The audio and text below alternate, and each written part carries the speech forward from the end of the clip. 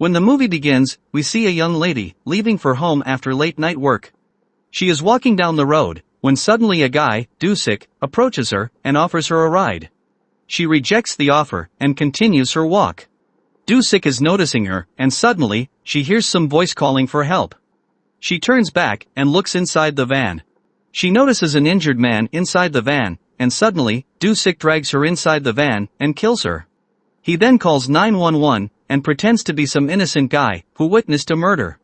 The cops start investigating the crime scene, and the killer leaves the scene. We see a call center in the next scene, where we are introduced to a cute, innocent, but deaf girl, Kyung-mi, who is using sign language to talk to her customers.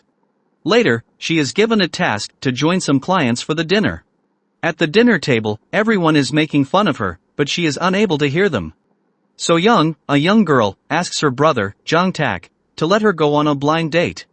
At first, he declines, and tells her to go and change the clothes. But later, he agrees, and informs her to return home at around 10 p.m. Jong Tak is a security guard, and is texting her sister later at night to know about her, but she isn't responding. Kyung-mi goes to pick her mother, who is also deaf. Kyung-mi sees an approaching bike, after noticing the sound detector, but her mother is unable to understand, and nearly avoids the bike. She gets in the car, and Kyung-mi informs her to be careful while crossing the road. She informs her mother to wait for her, while she parks her vehicle down in the parking. The killer from the opening scene is also roaming around the same street, and goes after Kyung-mi's mother to kill her.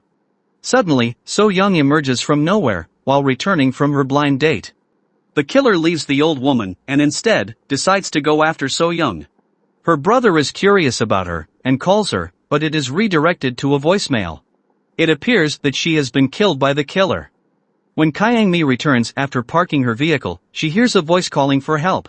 When she goes to check, she encounters So Young, who has been stabbed, but is still alive. The killer intervenes, and tries to kill Kyung-mi, but she flees. The killer starts chasing her, while wearing a mask and a cap, but she hides in the same parking garage. She tries to open a door, but she cannot hear that the door is producing a noise, which the killer notices.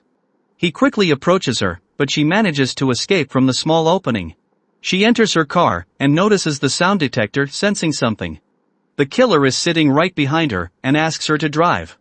She speeds up the vehicle, which disbalances the killer, and she escapes. She runs to her mother, and sounds the security alarm of the street. The cops can see them, but they are unable to speak due to their impairment. The killer shows up in a suit, and disguises himself as someone who is looking for his sister. Kyung-mi doesn't recognize him, because he was wearing a mask earlier. When he is able to convince the ladies, they agree to go with him, but the cops arrive and his plan fails. They are taken to the police station, and the cops investigate the CCTV footage, but nothing is found. After a while, Kyung-mi's mother starts suspecting the guy, but Kyung-mi says that everything is fine. He shows them his black cell phone, and informs them that his sister just texted him. While the office is taking statement from Kyung-mi, an old man sitting there starts arguing with the killer. During this, the killer's phone is dropped, and Kyung-mi's mother picks it up, and notices that it is a white cell phone. While the killer is reading her statement, and notices her address to approach her later, she informs her daughter that he had a black phone earlier, but it just changed from black to white. Suddenly, So Young's brother shows up at the station, and files a missing report of her. When he shows a picture of her sister, Kyung-mi recognizes her as the same girl she saw earlier. When the officer leaves for a while, the killer takes a weapon from his bag, and initiates a combat with Jong Tak. Jong Tak is now convinced that he is the killer, and fights him back. When the cops enter, the killer pretends to be the victim, resulting in Jong Tak getting tasered by the cops. The killer leaves the station happily, but the cops soon realize the reality, and start looking for him again. Later at home, Kyung-mi and her mother are at home, when she notices the sound detector sensing the presence of someone. They notice someone at the door, but when Kyung-mi gets closer, it is just one of their relatives. As Kyung-mi's mother and the lady leave the house, the killer shows up, and enters discreetly. At first, she is completely unaware, but then she notices the detectors. She texts Jong Tak for help, and the killer is sitting right behind her. He uses an axe to assault her, but she gets alarmed by the detectors, and locks herself in the room. Jong Tak receives a text from her, and goes after the killer. He breaks the door with that axe, and opens the door. She jumps out of the window, but he grabs her hair. She manages to free herself and flees. Jong-tak notices them, and a chase begins among the three of them. Kyung-mi arrives at a dead end, where Jong-tak also shows up. The killer manipulates Jong-tak by offering him to leave Kyung-mi and look for his sister, because she is still alive. He shares a fake location of his sister, and Jong-tak leaves after getting trapped in his game.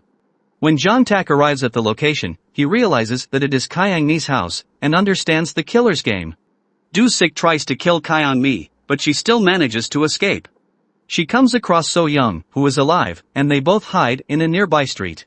She asks So-young to call her brother, and inform him about this location. The killer gets too close to So-young, but Kyung-mi diverts his attention, and sounds the alarm once more before fleeing. Finally, help arrives after the alarm went off, and So-young is taken to the hospital. Meanwhile, the killer is chasing Kyung-mi around the streets, when she arrives in a public area. She asks for help, but no one is able to understand her. He pretends to be her brother, and some patrolling officers bring her back to him. Extremely shocked and scared, she finally tries to speak in front of the killer, and begs him to let her go. He takes her in a nearby street, while Jong-tak is looking for her. As he is about to kill her, Jong-tak intervenes, and engages in a combat with him. Since he is a security guard, he easily manages to beat him unconscious. However, he soon wakes up again, and fights back. He threatens Kyung-mi, and goes after her mother. He soon finds her in the surrounding, and tries to take her aside. Kyung-mi notices this, approaches him in a fit of rage, and stabs him with the knife.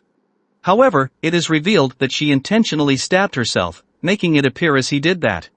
Everyone witnesses this, and the cops also arrive at the scene. Seeing her smiling at him, he gets mad at her, and still tries to approach her, but is immediately shot down by the cops. The threat fades away, with a nice drone shot. The climax scene shows Kyung-mi and her mother, enjoying a vacation. So-young and Jong-tak also join them, and the movie ends with a happy family snap. They tell me that I'm never gonna make it. They want me to do something that could make sense. They hate when I keep dreaming I'll be famous, but I don't give a fuck, I'ma keep chasing. I got all this potential that's deep inside of me, but they hate when you're successful cause they try to be. They sit there being just meant to be.